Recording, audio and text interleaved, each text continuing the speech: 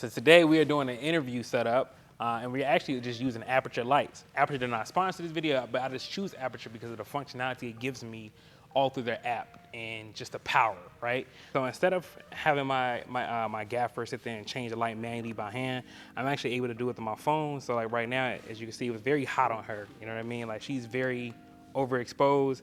So we're gonna dial that down way back to like around 8%, and then check false color. And she is falling well within the skin tones we want her to. So this is why I love the Cytoslink app. Here we have the Aputure LS60X. And you know, the great thing about the Aputure LS60X is that you got spot and flood mode. So we just using spot just as a hair light on our subject here, which is kind of give us more separation, right? So we got that one. And then we have another one right over here. Now this one is set to 5600 and it's just splashing light on the wall just to kind of give it some breakup, right? So for our subject, we still kind of use almost like a 3-point lighting system, just kind of get more separation from the background. And this light here just kind of giving us just a little extra oomph to be like, okay, clearly they were lighting this subject pretty well. Now, my favorite thing to do, which was very different than what I typically do, is I didn't use a softbox this time. I used a shower curtain. This is probably by far my most favorite technique to light someone because of the fact that it's very soft, very frosted, and it's only cost 12 bucks. So instead of you getting a softbox, invest into that, you'll be all good. Then right behind you, what my guy will show you is the negative fill. This just kind of creates some contrast between the light, or between the dark and the light on the subject, so we can still have that contrast on their face and still keep that Rembrandt light without introducing a fill light. So we're still using 3-point lighting system, we're just not using a fill light to do it that way. So right now we are setting up the mic, the boom pole for the mic. This little here, very easy to hold a boom pole. And then we're gonna run it now. My boom mic actually has a XLR port where you can put like a cable through. So it's like a little bit shorter, but it's trash. So we're not gonna use it. Obviously here we have the Rode NTG5, which is my favorite mic of all time for doing interviews. I could not have picked a better mic. I know people are stand by the MK8, the Sennheiser MKH 416, but if you like, I still want a great mic, this mic's only 500 bucks. It's a great mic, phenomenal mic, and I'll make sure I drop the link down in the description below. The question was, in all those 40 years, what kind of change have I seen? How's Gad's Hill been affected?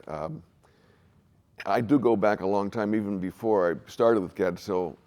I followed a bunch of people who were involved with Gad's Hill. We have here an endowment fund called the Harbison Fund. It's named for Leslie Harbison, who was the president of Gad's Hill. Right now, we are just putting the final touches on the build of the rig. Make sure everything is running smoothly. All the cables are in place where it needs to be. And this is going to be stationary on the tripod itself. And if I have time, I'm going to set up the Dana Dolly to kind of get some movement shots, but we're kind of running low on time. Right now, we're setting up the camera. We're rigging it out. I'm going to use the ZG Cine V-mount battery plate. They did not send me this, but I actually wanted it because of a couple of reasons. It has power delivery for my camera. It had USB-A if I want to hook up my Hollyland Mars 400S Pro. Then it also has two D-tap sections, so I can put V-mounts on it and run my monitor through it as well.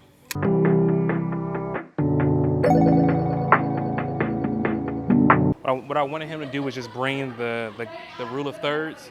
I wanted the crosshairs to be centered with his eyes so we can make sure he has enough headroom, just in case I do want to crop, it's not too tight. And then we didn't use any primes. We did not use any primes for this interview here. All we did was the 28-75 from Tamron and the 70-180 from Tamron. As you can see, one of the cameras is set up for a cinema rig. I always have three to four sets of audio going. So come around here, Max, so they can see this. So here we have the DJI mic, which is a live. So we're going into 4 channels because we have the K3M adapter. Then we have the shotgun mic up here that comes from Sony, the Ninja V obviously, and the ZG Cine V-main battery plate. We were using a black Pro Mist filter in combination with this matte box. It just looked cool, but I did like the way it looked. Kind of gave me just a little bit of a haze. And the Tascam X8, we ran audio straight through here. So we got backup audio here, but this is our main source because we wanted 32-bit float audio to be able to clean it up and not break up any processing that we have to do. We know we're gonna get clean, raw, phenomenal audio. All right, so the reason why we're doing a boom mic and a live, I typically do at least 3 sources of audio. The in-camera audio with the K3M adapter, We also do a boom mic for like more professional audio, but the live mic is for backup audio, right? So just in case, for whatever reason, the boom mic got too hot, a sound missed, something clipped, whatever the case, now we got 32-bit float, so it's not gonna clip. But nonetheless, I'll always have at least 2 or 3 sources of audio because you never know which one's gonna fail. And as a professional, they're paying you not to make mistakes. So by doubling, tripling up sometimes, you avoid those mistakes. This is our director's monitor. We set it up for the client. They want to kind of come in and take a look at it, but it really wasn't needed. So, again, perception, they wanted it, we had it. And then we had just the A7S III over here on the 7180 for the very super tight. And one thing I want you all to consider when you're shooting with a lens like that is the compression. So if we wanted the background to come in that much more, it just kind of gives you that much of a dynamic shot. So you go from a wide to something very tight, your shots looks that much more dynamic. So another thing too that I forgot to mention is the blanket here. This is to absorb sound, so it's not bouncing from the floor. The blanket is absorbing it all, so the audio is nice and clean and bassy, right? That's very, very important when you're recording your subjects, just to have a sound blanket under here. Trust me, like it doesn't look like much, but it goes a long, long way. So as you all notice, the chair placement is a little bit different from this here, and that's because we actually want to show the talent is kind of like talking off camera a little bit to the subject because they are being interviewed. It's kind of like a fly on the wall type of interview type of thing here. But their shoulder is kind of like, the way it's positioned to face the interviewer so that we can make sure we still kind of get some light and some good wraparound on their face and get that Rembrandt light that we saw on many of our subjects that we interviewed today. All right, so that is just a very quick overview look at our setup. I showed you all some B-roll, just how the scenes looked and how the audio sounded. Had some snippets in there about interviewer with the interviewee and things like that. Another thing I want you all to keep in mind too is when you are doing interviews, think about your talent and your subject. You want somebody they can talk to and relate to, so keep that in mind as well when you are hiring somebody to do your interview, because you should just be focused on the camera. You should not be sitting here doing multiple jobs. You should not be the interviewer, the sound guy, this guy, that guy. You are the DP, focused on being a DP. Other than that, Aputure, thank y'all, just for creating some amazing lights.